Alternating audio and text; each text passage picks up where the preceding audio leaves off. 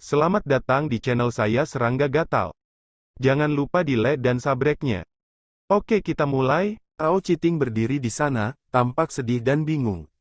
Setelah kehilangan buku karma, kekuatan karma merah di tubuhnya diam-diam menghilang. Ledakan. Peti pedang 6 inci masih mengejar kitab karma, membuat lawan terhuyung dan terhuyung-huyung, dan halaman-halaman buku yang terus-menerus dibalik akan muncul dari waktu ke waktu serangkaian kata-kata umpatan yang menjengkelkan. Adegan ini sungguh luar biasa.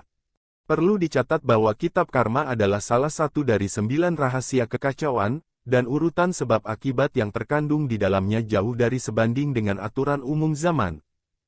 Menurut pengetahuan Sining, di alam para dewa, kitab sebab akibat juga bisa disebut sebagai harta karun kelas 1 pada zaman itu, yaitu cukup untuk membuat para dewa dan Buddha dengan liar merebutnya. Tapi saat ini, buku sebab akibat sedang dipukuli. Pada saat yang sama, Fan Wei juga terkejut dan bergumam di dalam hatinya apakah peti mati pedang 6 inci itu adalah harta karun zaman yang lebih kuat daripada buku karma. Jika itu masalahnya, dari mana rekan Daoisu mendapatkan harta ini? Kamu berencana mati bersamaku sebelumnya. Tiba-tiba, suara Suyi terdengar di telinga Sining.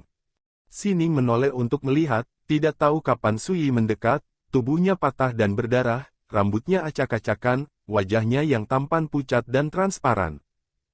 Hanya sepasang mata yang dalam dan cerah, dengan senyum tipis. Aneh, Sining merasa sedikit tidak nyaman. Tapi segera, dia bertemu dengan tatapan Suyi dengan tenang, dan berkata dengan serius, karena kita berada di kapal yang sama, kita harus hidup dan mati bersama.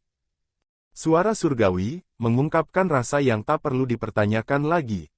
Dia sangat tinggi, karena dia memiliki sepasang kaki yang bulat dan ramping, ketika berdiri di sana, dia hanya setengah kepala lebih pendek dari Suyi, posturnya bisa disebut anggun dan bangga. Dalam pertempuran sebelumnya, dia juga terluka parah, berdarah di sekujur tubuhnya, tidak lebih baik dari Suyi, dan bahkan terlihat sangat malu. Ini membuat Suyi merasa sedikit kasihan, dan dia berkata, kamu bisa tenang dan sembuh, dan serahkan sisanya padaku. Sining menggelengkan kepalanya sedikit dan berkata, saya merasa sangat senang ketika saya melihat buku karma dipukuli, tetapi saya tidak ingin melewatkan momen yang begitu indah. Suyi tercengang. Tidak diragukan lagi, Sining juga penuh amarah di hatinya sebelumnya, semakin parah dia dipukuli, semakin bahagia dia. Aku juga. Fan Wei menyeringai.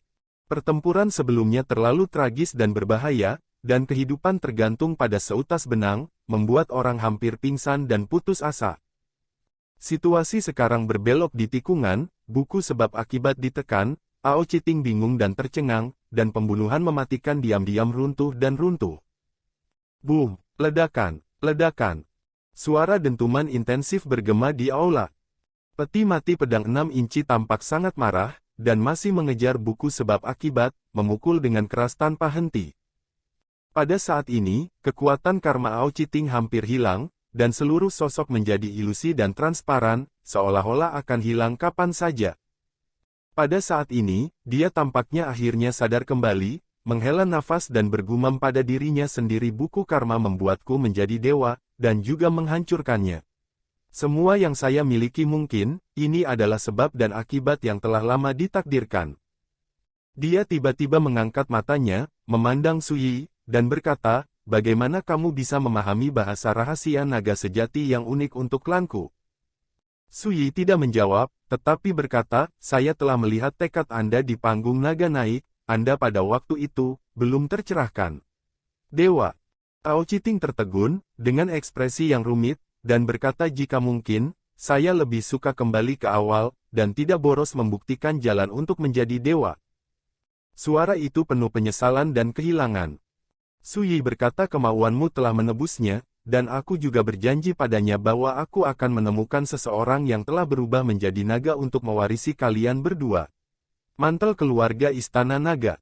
Tubuh Ao Citing terkejut, dan secercah cahaya muncul di mata yang awalnya suram, berkata, benarkah? Suyi mengangguk. Ao Citing menghela napas panjang, ekspresi lega muncul di wajahnya, dan bergumam bagus. Meskipun kompensasi ini tidak bisa menghapusku kejahatan yang dilakukan di masa lalu dapat dianggap sebagai dupa yang akan bertahan di dunia untuk keluarga kita. Berbicara, Pangeran ke-9 dari klan naga, yang pernah terbukti sebagai dewa, dengan sungguh-sungguh membungkuk kepada Su Yi dan berkata, "Ao Chiting, pendosa dari klan naga, terima kasih atas kebaikanmu, apakah kamu tidak tahu nama Yuzun?" Su Yi melaporkan namanya dan berkata, "Jika Anda benar-benar ingin berterima kasih kepada saya, dapatkah Anda menjawab beberapa pertanyaan saat jiwa Anda masih hidup?" Ao Chiting berkata dengan sungguh-sungguh, "Rekan Taois, tetapi tidak ada salahnya untuk membicarakannya, saya pasti akan berbicara tanpa henti." Pada akhirnya, ekspresi mencela diri sendiri muncul di bibirnya, "Aku tidak bisa dibandingkan dengan jiwa yang tersisa sekarang, itu tidak lebih dari sedikit kekuatan spiritual yang akan menghilang."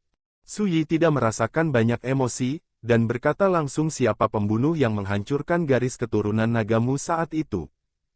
Ao Chiting menyipitkan mata, seolah-olah dibangkitkan oleh kesedihan, kebencian yang tak tertahankan muncul di antara alisnya, dan berkata, "Saya tidak tahu asal-usul yang lain. Pesta, saya hanya tahu bahwa pihak lain disebut Buddha lampu yang membara di masa lalu, dan diduga bahwa dia adalah dewa yang sangat luar biasa di alam para dewa." Buddha lampu panjang. Su Yi terkejut. "Saya pikir saat itu di alam mendalam timur dunia manusia, dia pernah bertarung dengan seorang budak dewa di bawah kursi lampu Buddha di masa lalu, dan dia juga berada di sungai yang panjang pada waktu itu, menderita dari pembakaran Buddha lampu masa lalu adalah pukulan tekad." Saat itu, wanita misterius, Luo Yao, muncul untuk membantunya menyelesaikan pembunuhan ini. Pada saat itulah Su Yi menyadari bahwa Buddha lampu yang membara adalah musuh bebuyutan dari salah satu kehidupan sebelumnya. Namun, Su Yi tidak bisa memastikan bahwa Buddha lampu yang membara adalah musuhnya dalam beberapa kehidupan. Karena menurut pemahamannya saat ini, dua kehidupan sebelumnya dibunuh oleh para dewa. Tapi yang pasti di masa lalu, Buddha lampu pembakaran pastilah salah satu musuh yang membunuhnya di salah satu kehidupan sebelumnya. Dan sekarang, saya mengetahui bahwa orang yang menghancurkan istana naga di Laut Cina Timur pada masa awal Tai Huang sebenarnya adalah Buddha yang membakar lampu di masa lalu. Bagaimana Su Yi tidak terkejut? Itu dia. Pada saat yang sama, Sining tergerak, yang itu adalah salah satu Buddha paling kuat di Gunung Tianling Barat dari domain dewa, dan Taoisme tidak terduga. Gunung Tianling Barat. Salah satu Buddha terkuat. Su Yi terkejut. Pada saat ini, dia tiba-tiba menyadari bahwa perlu mencari kesempatan untuk mengobrol baik dengan Sining tentang domain dewa, dan untuk lebih memahami, disebut, domain dewa, sungguh dunia yang nyata. Dan seberapa tinggi dan rendahnya apa yang disebut dewa-dewa di jalan menumbuhkan dewa-dewa dan mencari jalan. Misalnya, Buddha lampu pembakaran di masa lalu jelas jauh dari setara dengan dewa-dewa biasa. Di masa lalu, mungkinkah Buddha lampu pembakaran datang ke negeri dongeng untuk berjalan-jalan? Su Yi bertanya. Pertanyaan ini sangat penting. Tidak, dia menggunakan kekuatan magis terlarang untuk mengirim kekuatan kehendak ke negeri dongeng, dan menggunakan kekuatan aturan negeri dongeng untuk memadatkan gambar ajaib.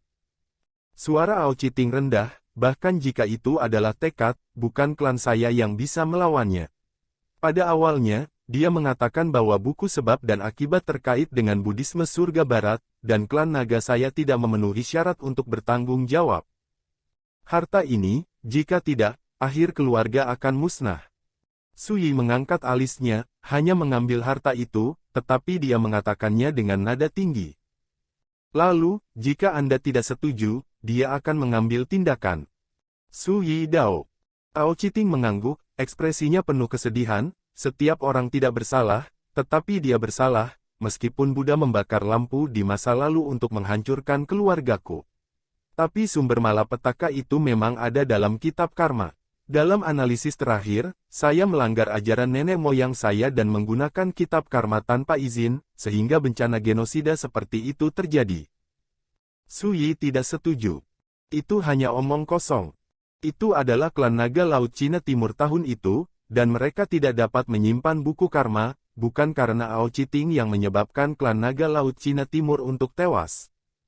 Su Yi bertanya lagi, kalian para naga memiliki kitab karma, tetapi mengapa kalian meninggalkan petunjuk leluhur dan tidak membiarkan kalian menggunakan harta ini? Ao Citing menghela nafas karena nenek moyang klan kami percaya bahwa kekuatan klan kami tidak cukup untuk menggunakan harta ini. Bencana yang tak terduga pasti akan muncul. Su Yi memahami hal ini. Bencana dahsyat yang dihadapi klan naga Laut China Timur pada awalnya mungkin disebabkan oleh penggunaan buku karma yang tidak sah oleh Ao Citing, tetapi biang keladi dari bencana ini, Budalah yang menyalakan lampu di masa lalu. Pada saat ini, Ao Citing tiba-tiba berbalik, menunjuk ke kuali 9 naga besar di kejauhan, dan berkata dengan suara tergesa-gesa, "Itu adalah naga leluhur klan saya, Ding, itu sendiri adalah harta karun peringkat Taixuan, yang berisi darah leluhur paling murni dan primitif, serta warisan tertinggi klan kami, Sutra Primordial Wanlong. Selain itu, masih ada sepotong kehidupan yang tersisa oleh leluhur lunas." Suara itu masih bergema, dan sosoknya yang semula ilusi dan kabur diam-diam menghilang menjadi hujan rintik-rintik. Su Yi mengeluarkan kendi dan menyesapnya dengan tenang. Dia tidak memiliki rasa benci terhadap Ao Citing, bahkan jika dia hampir dibunuh oleh pihak lain sebelumnya, tetapi ada rahasia lain. Lagi pula, pihak lain hanyalah roh yang licik saat itu. Yang benar-benar menyentuh hati Su Yi adalah Ao Citing, sebagai pangeran ke-9 paling mempesona dari klan naga, dewa yang menjadi dewa di dunia abadi, adalah tidak mampu melawan kekuatan kehendak Buddha Randeng. Hal ini membuat Su Yi tidak bisa membayangkan betapa kuatnya Buddha Randeng. Orang ini akhirnya bebas. Sining berbisik. Mungkin yang paling menyakitkan bukanlah kematian, tapi tidak bisa hidup, tidak bisa mati. Suasana hening beberapa saat. Bahkan peti mati pedang 6 inci dan buku karma terdiam. Dengan kata lain, perebutan antara dua harta ini sudah selesai. Peti mati pedang 6 inci digantung di kehampaan, tidak bergerak. Dan di tanah, buku sebab dan akibat tergeletak di sana dengan tenang, tidak bergerak. Halaman-halaman buku itu berkerut, seolah-olah telah digosok dengan parah. Di salah satu halaman buku itu, ada kalimat lagi pula, "Aku tidak bisa mengalahkanmu, jadi buli kamu sesukamu. Aku berjanji akan mengalahkanmu, tidak pernah berjuang lagi." Kata-kata ini jelas mulai membusuk. Peti pedang 6 inci itu tergantung di udara, tidak bergerak, dan sepertinya tidak mau menekan buku karma yang hancur, tetapi tidak menyerah. Su Yi, Sining dan Fan Wei semua memperhatikan adegan ini dan merasa aneh di hati mereka. Su Yi tidak menyangka bahwa peti mati pedang 6 inci itu begitu mendominasi sehingga dapat sepenuhnya menekan buku karma. Ini di luar dugaannya, alasannya, dari awal hingga akhir, peti mati pedang 6 inci itu tidak pernah dikuasainya, juga tidak pernah diinstruksikan. Sebaliknya, seperti memiliki spiritualitas, khususnya menekan kitab sebab akibat. Anda akan berada di sini nanti. Su Yi menasihati, dan mendekati peti mati pedang 6 inci dan buku karma saja. Tembak. Tiba-tiba, buku karma busuk yang tergeletak di tanah sepertinya menyadarinya, halaman-halamannya mencicit, dan hendak berjuang untuk bangun. Peti mati pedang 6 inci juga bergerak tiba-tiba, membunuh.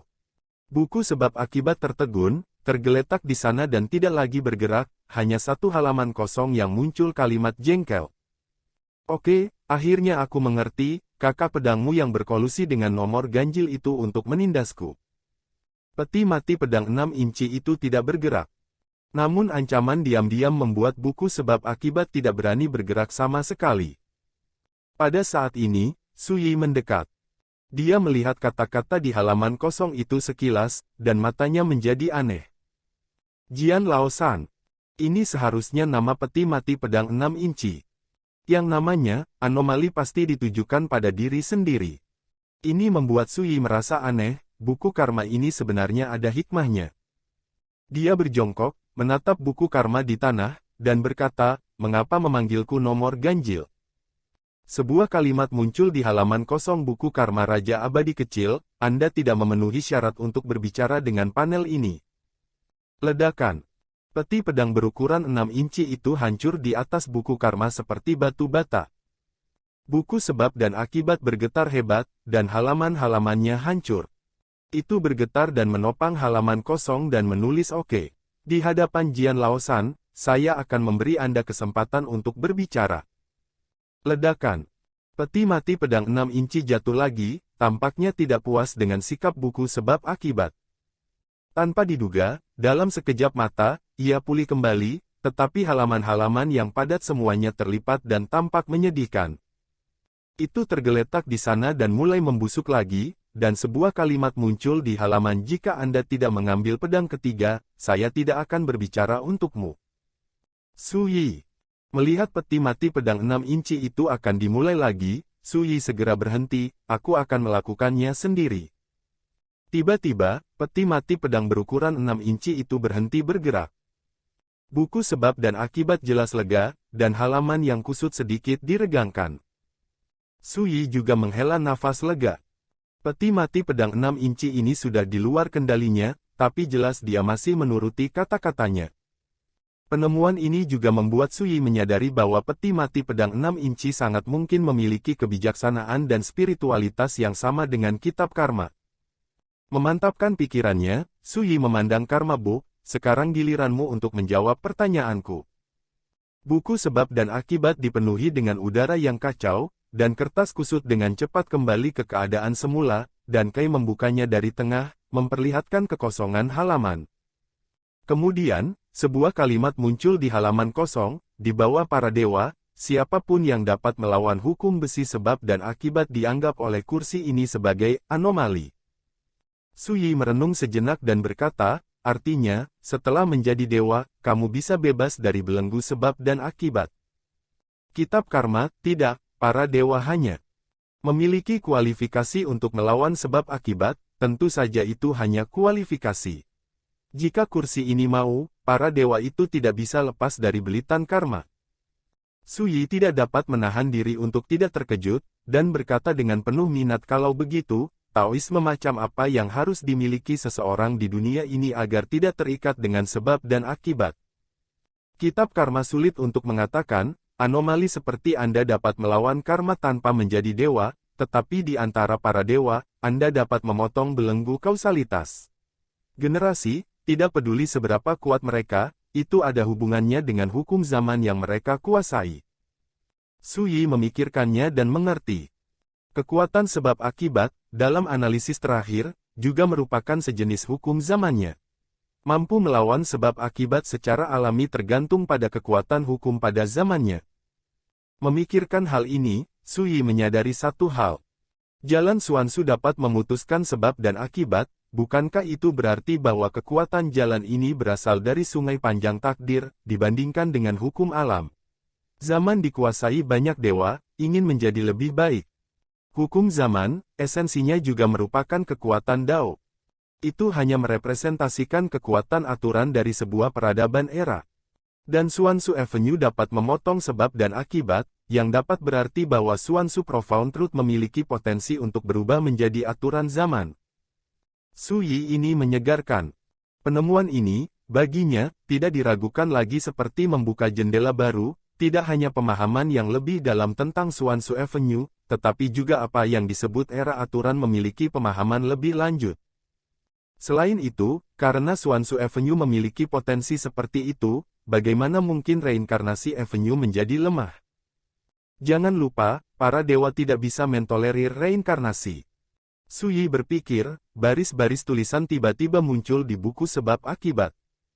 Apa yang tidak kamu pahami tergantung pada visi dan kultivasimu sendiri. Ketika kamu memulai jalan untuk menjadi dewa, kamu akan dapat memecahkan banyak kebingungan di hatimu.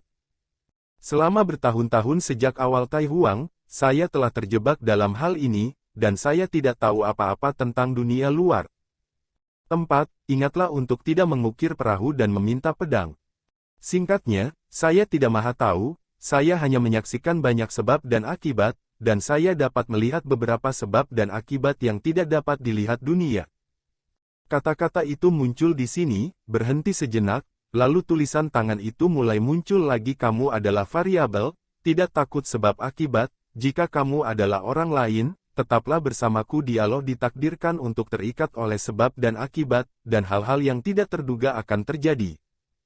Akhir dari Ao Chi Ting adalah contohnya. Pada awalnya, dia tidak bisa menahan obsesinya untuk menjadi dewa, dan dia ingin memahami kekuatan sebab dan akibat, untuk membuktikan Tao dan menjadi dewa. Pada hari menjadi dewa, dia dibelenggu oleh karma. Pada akhirnya, dia tidak hanya membunuh dirinya sendiri, tetapi juga membunuh semua orang di klan Naga Laut Cina Timur. Su Yi mengerutkan kening, apakah kamu mengingatkannya? Ini adalah aturan, hukum besi tingkat tertinggi. Jika Anda harus tahu mengapa demikian, sampai suatu saat Anda bisa. Tulisan tangan muncul di sini, dan buku sebab akibat tiba-tiba bergetar hebat, dan retakan yang tak terhitung jumlahnya muncul di halaman yang penuh dengan tulisan tangan. Tiba-tiba, buku sebab akibat panik dan buru-buru mencoret kalimat terakhir. Kemudian, baris baru tulisan. Tampil, lihat, ini tabu, kamu tidak bisa mengatakannya, kamu tidak bisa mengatakannya, jika tidak, aku akan menderita dulu. Mata Su Yi aneh, dia selalu merasa ada rasa dendam yang kuat dalam kata-kata buku sebab akibat, sedikit terengah-engah. Dia tidak tahu bahwa dalam operasi reruntuhan Istana Naga ini, karena keberadaannya, kitab sebab akibat hampir mendapat serangan balasan beberapa kali. Setelah memikirkannya, Su Yi berkata, dalam hal ini, di masa lalu, untuk membawamu pergi, Buddha lampu pembakaran tidak ragu-ragu untuk menghancurkan klan Naga Laut China Timur. Apakah orang ini juga menderita karena ini? Sebab dan akibat. The Book of Cause and Effect, dia, seperti Anda, dapat menyelesaikan sebab dan akibat. Segera ditambahkan, dalam agama Buddha, sebagian besar jalan yang dicari terkait dengan sebab dan akibat, jadi ada banyak metode rahasia untuk melawan sebab dan akibat. Sebab dan akibat terdistribusi dalam arus takdir, berjalan melalui masa lalu, sekarang, dan masa depan, tetapi semangat dunia, tidak peduli seberapa tinggi atau rendah moralitas, gerakan pikiran, sebab dan akibat akan lahir. Buddhis mencari sebab dan akibat, dan belajar dari masa lalu, memahami masa kini, dan memperoleh masa depan. Pemahaman tentang sebab dan akibat jauh melampaui pemahaman orang lain. Praktisi di dunia. Dulu, yang digunakan untuk menyalakan lampu dan ginseng Buddha adalah Dharma masa lalu. Tiba-tiba tulisan itu berhenti. Tidak diragukan lagi, ini adalah tabu lain, sekali dikatakan, itu akan membuat buku sebab dan akibat menderita serangan balasan. Singkatnya, ketika rahasia ini melibatkan tabu, saya tidak bisa mengatakannya, dan sulit bagi Anda untuk memahami rahasianya. Suatu hari, setelah Anda menjadi seorang Tuhan, Anda akan dapat wawasan ke dalam rahasia. Buku sebab akibat muncul baris demi baris lagi, seolah-olah telah menjadi obrolan. Tampaknya selama Su Yi tidak berbicara, dia akan terus berbicara. Su Yi segera menyela dan berkata, kalau begitu jangan bicarakan itu. Buku sebab dan akibat tampaknya belum selesai, sebenarnya, Anda tidak tahu betapa kesepiannya saya. Dalam beberapa tahun terakhir, saya dibatasi oleh urutan sebab dan akibat. Saya sering hanya dapat berbicara pada diri sendiri, saya tidak dapat menemukan orang seperti Anda yang dapat berbicara kepada diri sendiri, sayangnya, sangat dingin di ketinggian, kesepian dan tidak ada orang berbicara, rasa itu pasti melampaui kata-kata. Petik 2. Su Yi. Nah, buku karma ini tidak hanya seperti bajingan busuk, tetapi juga obrolan. Dan itu adalah celoteh khusus untuk dirinya sendiri. Jika bertemu orang lain, dikhawatirkan akan diserang, dan tidak mau kentut. Berhenti. Melihat apa yang dikatakan buku karma, Su Yi segera menghentikannya, aku butuh bantuanmu untuk satu hal. Kitab karma, aku tahu kamu datang ke reruntuhan Istana Naga karena kamu datang kepadaku, katakan, baca di tipis wajah Jian Laosan, saya tidak keberatan membantu Anda jika saya bisa. Dengan kata-kata, ada sedikit amal. Su Yi terlalu malas untuk peduli, memanggil Sining, dan berkata kepada karma, bantu aku melihat, ada beberapa misteri bawaan di tubuhnya. Sebab dan akibat macam apa yang disembunyikan. Sebelumnya, Sining berbicara tentang bagaimana dia dilahirkan dengan banyak rahasia khusus dan tidak diketahui. Ada yang berkaitan dengan pengalaman hidup. Beberapa terkait dengan bakat. Beberapa terkait dengan sebab dan akibat yang telah ditentukan sebelumnya. Bahkan di klan di belakang Sining, tidak ada yang tahu mengapa ada begitu banyak rahasia yang tidak diketahui di Sining, seperti tabu yang tidak bisa dipahami. Bahkan Sining belum menemukan jawabannya. Oleh karena itu, dia datang ke alam abadi kali ini untuk menemukan buku sebab dan akibat, dan menggunakan kekuatan harta karun yang kacau ini untuk menjelajahi misteri ini di tubuhnya. Sekian dulu dari Mimin. Terima kasih.